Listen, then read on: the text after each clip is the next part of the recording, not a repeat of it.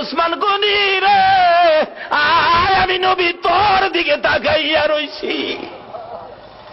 মসজিদে নববীর বারিন্দায় আমার নবী উসমান গনির দিকে তাকিয়ে আছে।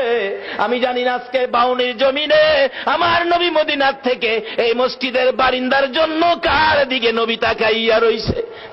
উসমান গনি আয়, আমি নবী তোমার দিকে তাকিয়ে আছি।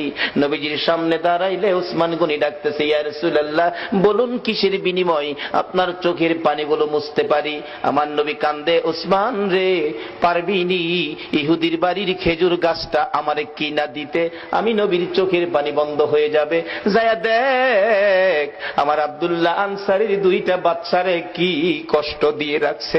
7 দিন চুলায় আগুন নাই রে, এই খেজুর গাছের খেজুর টুকাইয়া বলে খাইছিল। গাছটার মালিক ইহুদি, 2টা বাচ্চারে গাছের সাথে বাইধা রাখছে। একটা দৌড় মারছে উসমান গনি রাদিয়াল্লাহু তাআলা।